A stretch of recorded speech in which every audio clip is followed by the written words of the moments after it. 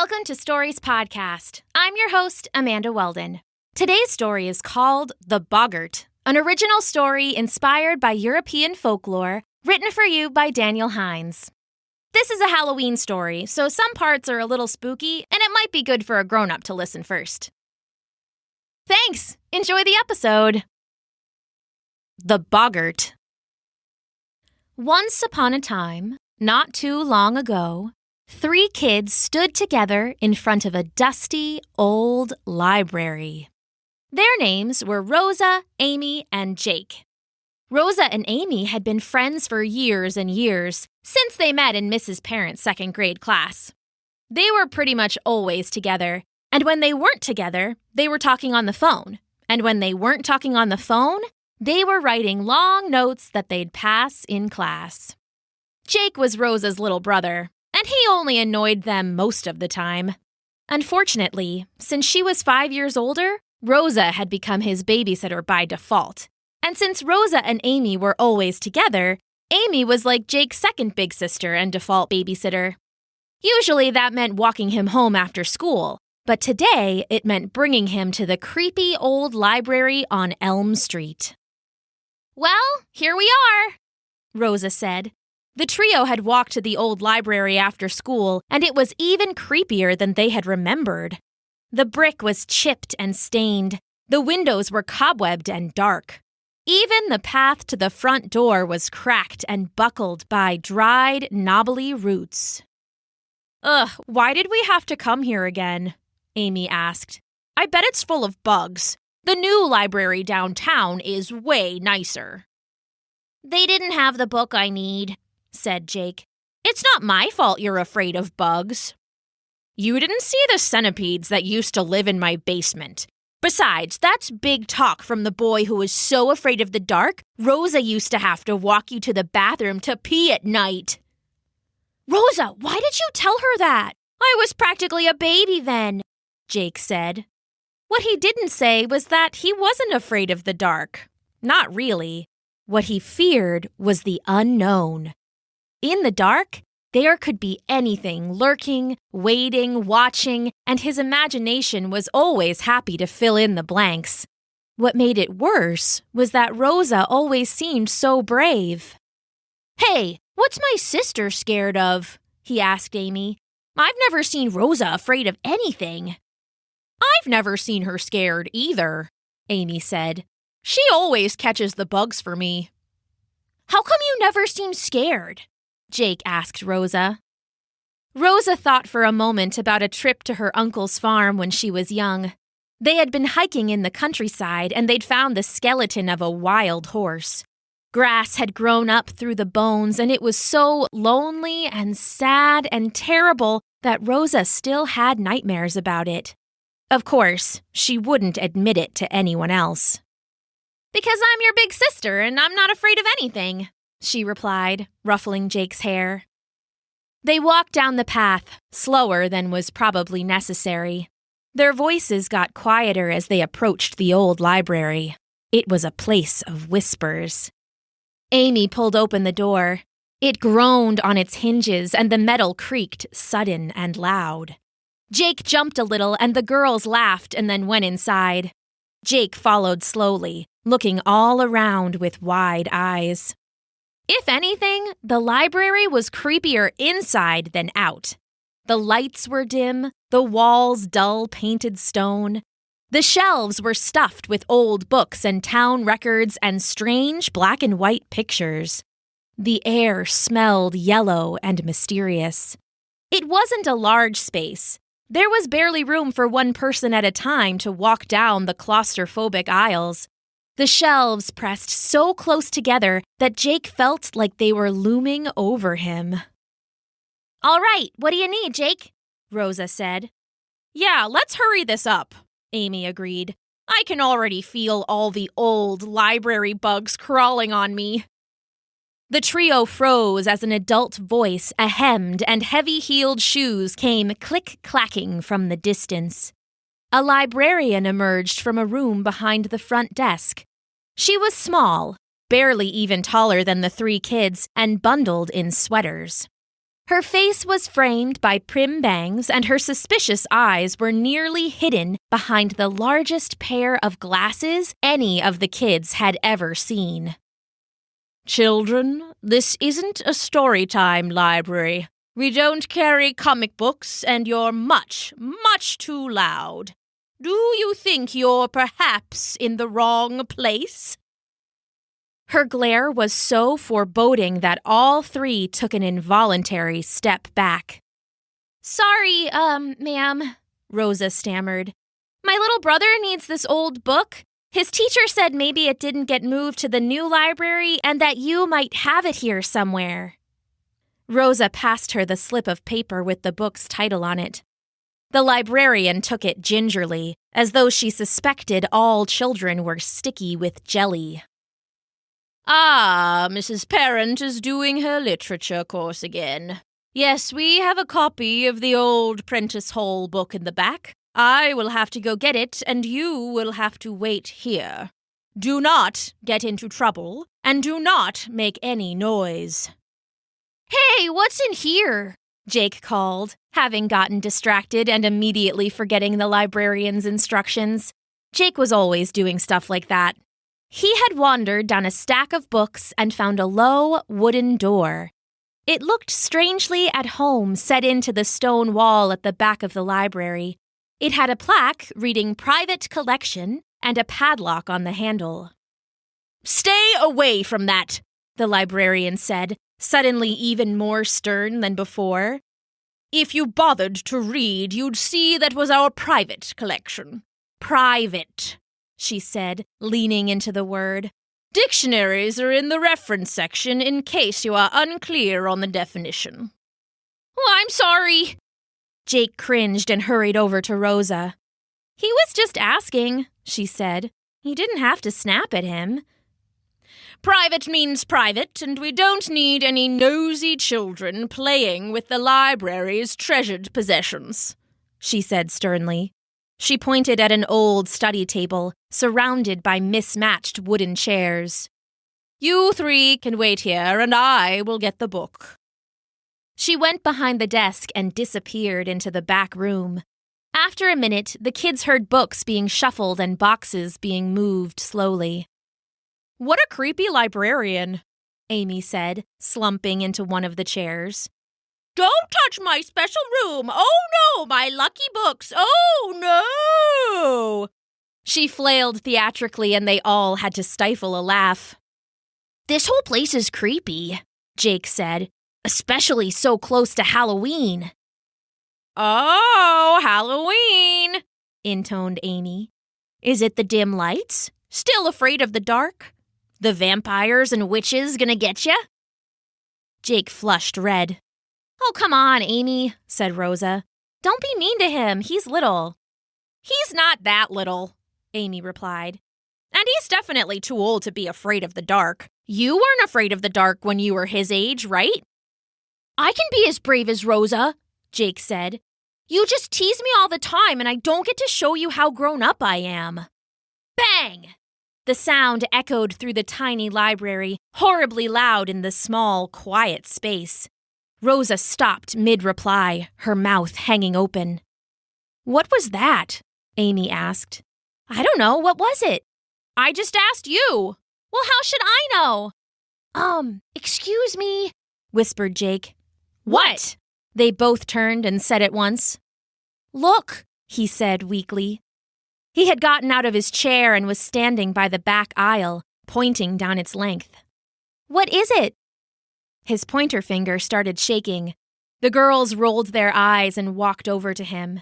"What is it, Jake?" "Oh," Amy said. They saw what he was pointing at, what had made the bang noise. It was the padlock. It had somehow opened and fallen off the door. It lay on the wooden ground, twisted like a dead bug. The door itself hung open, showing a few inches of darkness beyond. "How?" Rosa said. She turned back towards the front of the library, but the librarian seemed not to have heard anything. She was still moving boxes somewhere in the back room. "What do you think is in there?" Jake asked. "You should go find out," Amy said, pushing him playfully. Jake flushed red again and licked his lips. Me? Why me? You were just saying how tough you are, Amy replied. This is your chance to prove it. You prove it. Do you want your chance or no? Rosa isn't afraid of anything. She should go. She's the brave one. And how do you think I got so brave? Rosa said, looking her little brother in the eye. Sometimes the only way to be brave is to pretend to be brave. You fake it till you make it. Jake looked up at her, chewing his lip. I don't know. Amy made chicken noises and started dancing a strange, chickenish dance. Boggart, Boggart. Amy, stop, said Rosa. You don't always have to be so mean to him. Amy looked a little guilty. She knew sometimes she could get carried away. She didn't mean to be mean. Jake looked at them both and then looked at the open door. His eyes narrowed. Fine, I'll go check, but you have to admit I'm brave. Both of you. The girls looked at each other and then nodded to Jake. The bravest, said Amy. Okay, but hurry, Rosa said. If you get in trouble, I'll get in trouble too. Jake nodded and then turned, walking away from the girls and towards the strange door. He felt a tightness in his chest, but reminded himself it was just a library. The lock was probably just hanging there for show. It probably just got blown open by the wind. The door was right in front of him now. The darkness beyond was so thick it looked like a blanket. Jake felt his hands shake. The dark. He had been so afraid of the dark growing up that he needed a nightlight and a hallway light and a little book light, too. It had gotten better as he'd gotten older, but now he felt the old, familiar fear like a tightly wound spring in his chest. It was too scary. He couldn't do it. He turned and looked back at the girls, watching from the end of the aisle. Rosa gave him a thumbs up. Amy couldn't help herself and did another little chicken dance that made Jake so mad he pulled open the creepy door and stepped right inside. Immediately, two things happened. First, the door swung shut behind him. Second, there was a sudden light in the darkness. It wasn't bright. It didn't light up anything around it like a light bulb. No, it was more like a glow-in-the-dark sticker, but in a pattern of haunting deep blue. It hung in the air, weaving back and forth, a dark light in a dark room. What is that? Jake wondered aloud. He drew forward, hypnotized. The lights grew dimmer as he came closer, and then, suddenly, they went out. He found himself in the center of a strange room, quilted black gloom in every direction. He was alone in the dark. His heart started to slam louder and faster in his chest, and it was hard to catch his breath. His mind was racing, thinking about all the spooky, scary things that could be in there with him, all of which he couldn't see because it was pitch black. Suddenly, the glow returned. Jake felt relief for a moment at the sight of the deep blue light, but the glow didn't illuminate anything and somehow made the rest of the room feel even darker.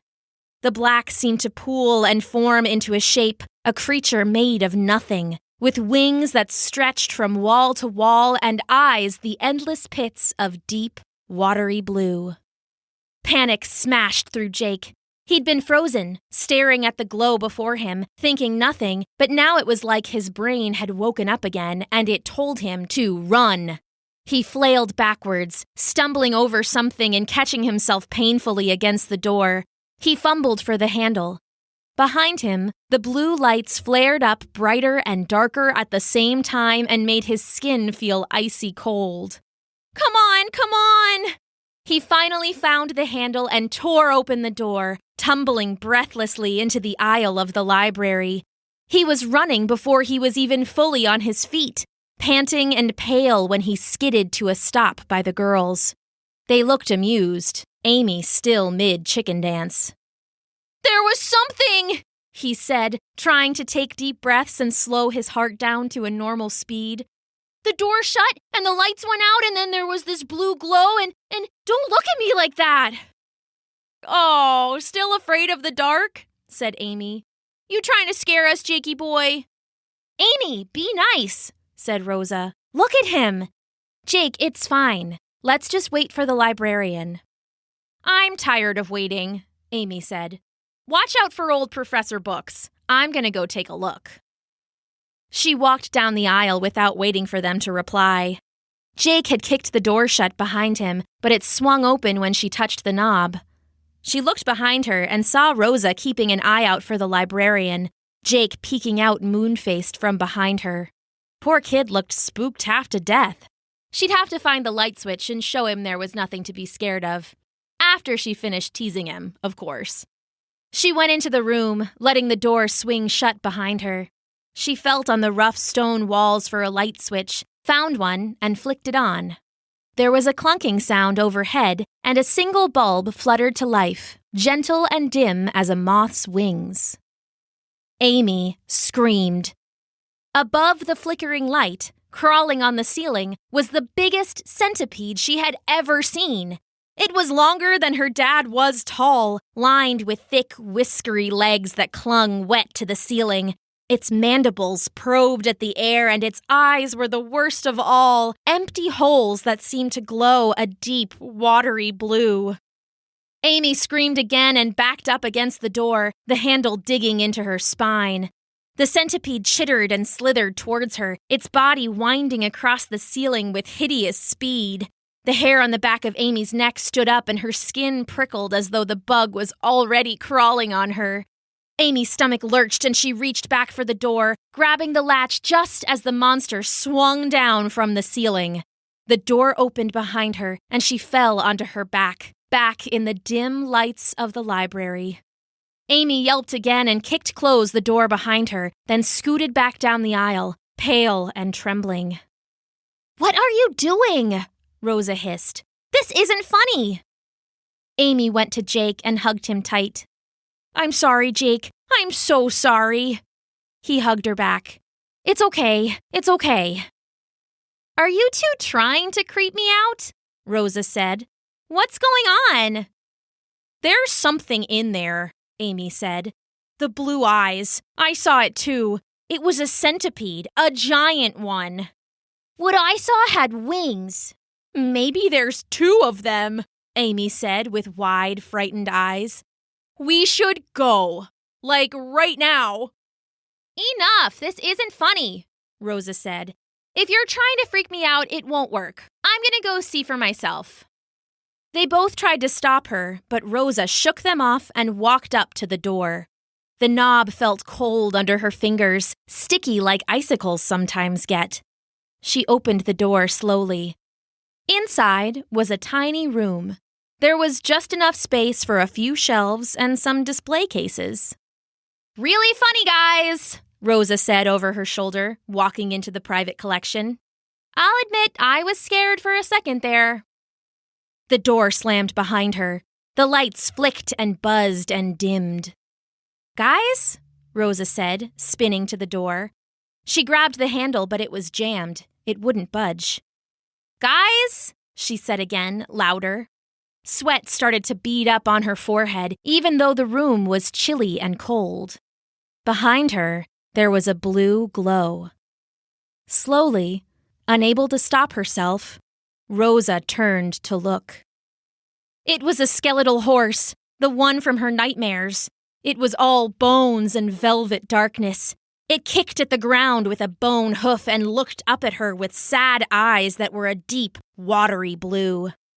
Rosa's eyes welled up with tears the way they had that day on her uncle's farm when she'd seen the horse in the first place, when she'd thought about how awful it was that something like that could happen to something that had once been so beautiful and strong and full of life. The horse started forward, its hooves clicking and screeching on the tiled floor, and Rosa felt a scream rising in her throat. Just then, the door behind her whipped open and Rosa rushed through. It slammed shut behind her a second later. "What was that?" Rosa panted. She looked up, expecting to see Amy, and instead locked eyes with the old librarian. "I told you children to stay away. You should have listened." Jake and Amy stood behind her, shaky and quiet. The door rattled gently, and Rosa edged away. "But what was that?" she hollered. "I saw a monster. It was all bones with blue eyes." "It was a centipede," said Amy. "No, it had wings," said Jake. The librarian silenced them all with a look. "What were you doing in there, and how did you break in?" "We didn't break in," Jake said, voice shaky. The lock fell off, and the door opened itself." They expected the librarian to roll her eyes, or even outright laugh at them. It sounded like a wild excuse they would make up to get out of trouble. There was no way she would believe it. There was a long silence, and then the librarian shocked them all. "It appears differently to everyone, except for the blue eyes, of course," she said. "I suppose I should have known, so close to All Hallows' Eve. He gets up to his little tricks." She eyed the door and shook her head. "You should have stayed away. Now he is angry." "I'm sorry, what is that? What is it?" asked Amy. "It's an old spirit from the old world," the librarian said. "Some call it a Boggart, or a boogeyman, or a headley cow. Basically, it is a bit of English magic that found its way to America in the belly of some ship or other. It's lived in this little library off and on for decades now, perhaps longer." "It tried to eat me," Amy said. The librarian smiled. It almost made her seem like a different person. Certainly a nicer one. "It won't eat you," she said. "It turned to a centipede because that's what you fear the most. It just wanted you out of its room." "And for me it was the dark, since that's what I'm most afraid of?" asked Jake. "That's right, young man." "What did you see, Rosa?" Jake asked. "I thought you weren't afraid of anything." Rosa gave him a hug and sighed. "Everyone's afraid of something, Jake. You probably don't remember, but when you were younger we took a trip to Uncle Philip's farm. We went hiking in the country and we found the skeleton of a wild horse. It seemed so lonely out there, so sad, and it was the first time I ever saw something like that. It still gives me nightmares." They were all quiet for a second, and then the door rattled on its hinges. "Well, there's only one thing left to do," the librarian said. "You three got it all riled up. Now you three need to stand up to it, or there'll be no rest for any of us." "What do you mean?" said Amy, eyeing the door skeptically. "It's attached to the three of you now," she said. "Usually it keeps to its room and makes mischief, but you woke it up. It tasted your fear. Now it's like a dog with a new bone. It won't let you rest until it gets bored. Unless, of course, you face it down. Show it you aren't afraid." "But, we are afraid," said Amy. "Yeah, there's no way," said Jake. "I'm not going back in there." The librarian leaned down and addressed Jake. "The only thing worse than having a fear is not facing it. If you go home now, you'll have nightmares about that old Boggart. That's part of its magic. As long as you run from it, it will chase you, and you'll see it in every shadow. That's no way to live. No, you need to face your fears down now. You need to show them who is in charge, and then they can never scare you again." The three looked at each other, unsure. "How?" Jake asked finally. "I'm really scared." "We're really scared," Amy said, putting her arm around Jake. "Sorry I called you a chicken earlier. You're just as brave as Rosa." "How can I be brave when I just want to run?" "Well, young man, here's the secret. You can only be brave when you're afraid," the librarian said. "If you weren't scared, you wouldn't need to be brave at all. Being brave is wanting to run away, but facing the problem head-on instead. And don't worry, there is a solution to your Boggart problem." "What is it?" "When you are afraid to do something, that's when you bring a friend. And when you're really afraid, well, that's when you bring two friends." She reached out and opened the door. Inside, it was dim and quiet and suspiciously normal. "Go on, you three," she said. "It can't hurt you. Be brave now." Rosa stood frozen, looking at the door. She thought of the skeletal horse. She thought of its glowing blue eyes. A small hand slid into hers. She looked down, and Jake smiled up at her. Amy took his other hand, smiling at them both and then rolling her eyes. "We must be crazy." "Thanks for being crazy with me," Jake said, and Amy squeezed his hand. "Together this time," Rosa said. And then, together, they walked into the room. Everything seemed normal. There were shelves, display cases, and a couple of cabinets. Some old flags stood in the corner like furled sails. Everything was frosted with a coat of fuzzy gray dust. "Did he leave?" Amy asked. A moment later, the lights started to flicker, the shelves shook, and books bounced free to thump on the floor. "I don't think so," Rosa said nervously. The light faded to almost nothing, making the room dark as a moonless night. From that endless, oily void, there was nothing. And then, slowly dawning, a light. A light that seemed to glow a deep, watery blue. There was a slither, a slurp, a clack, a thump. The blue was nowhere and everywhere. The darkness seemed to chitter and crawl. Amy screamed. "There!" said Jake, pointing into the corner of the ceiling. The Boggart was a black, swirling mass, a shapeless cloud of bubbling tendrils. Part of that cloud had turned into the front half of a centipede, and it was reaching for Amy, its 100 legs dripping black ooze. Rosa pulled her friend back, and the centipede screamed, starting to shift again. Part of its body stayed a centipede, but another part melted into the shape of a horse, of bone and grass. Now Rosa was screaming too. "Get away from her!" Jake said, stepping forward. The Boggart swung to look at him, its body starting to shift again. It roared and chittered and gurgled sickly. It moved like candle wax now, part centipede, part skeleton, part swirling darkness. The three sections swirled and surged against each other, lapping up and down and twisting inward. A wind whipped through the room, flipping the pages of the books and rocking the shelves. "What's happening?" Amy shouted against the din. "It can't decide what to be," Jake shouted back. "It's trying to scare all three of us at once."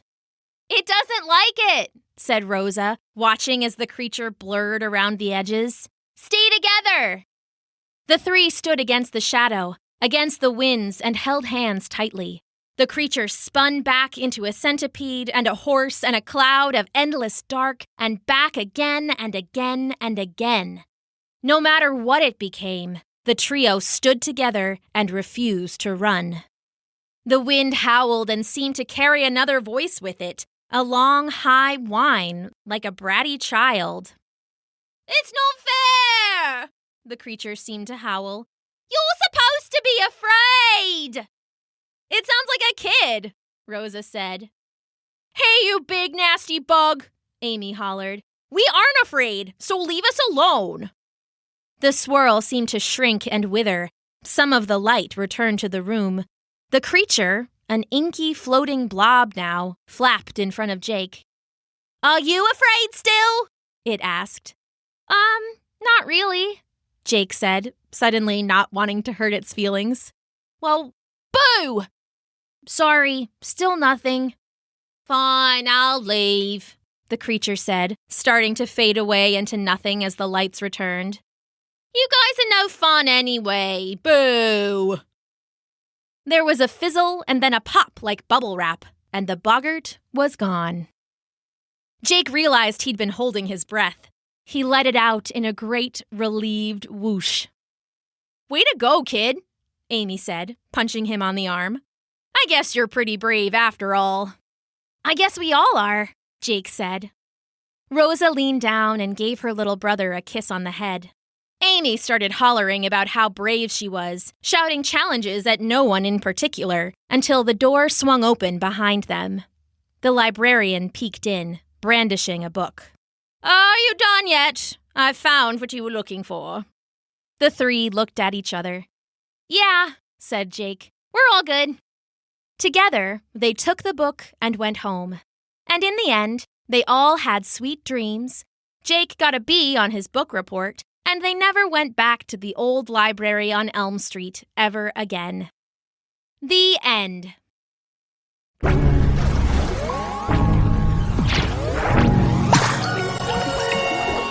Thanks for listening.